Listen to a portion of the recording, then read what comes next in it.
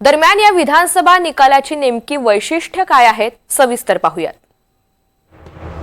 मुंबईमध्ये 25 वर्षात पहिल्यांदाच ठाकरे गटाचा मुस्लिम उमेदवार विजयी झालाय।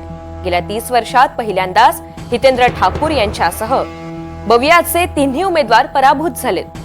मुंबईमध्ये मनसेचा वोट शेअर 14% आणि मराठी मतांमध्ये विभागणी झाली। लाडकी बहिणीच्या सर्वाधिक लाभार्थी असणाऱ्या 5 जिल्ह्यांमध्ये 6% मतदान झालेलं आहे। 60 वर्षात पहिल्यांदाच महाराष्ट्रामध्ये विरोधी पक्ष नेता नसणार आहे। आता संजय राऊत, प्रियंका चतुर्वेदी आणि पवारांना राज्यसभा अशक्य आहे। 70 बंडखोरांपैकी फक्त शरद सोनवणे, शिवाजी पाटील हे दोघे विजयी झालेत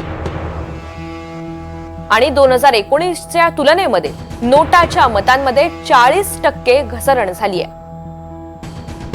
363 महिला उमेदवारांपैकी फक्त 22 महिला विजयी झाल्यात। मैत्रीपूर्ण लढत झालेल्या 17 जागांवर मवियाचा तोटा झालाय। भाजपनं SC/ST वर्गातल्या प्रत्येकी 10 जागा जिंकलेल्या आहेत। भाजपनं शिंदे आणि अजित पवार यांना पुरवलेल्या 17 उमेदवारांपैकी 9 जण जिंकलेले आहेत। पहिल्यांदाच निवडणूक लढवणारे 11 जण हे जिंकलेले आहेत।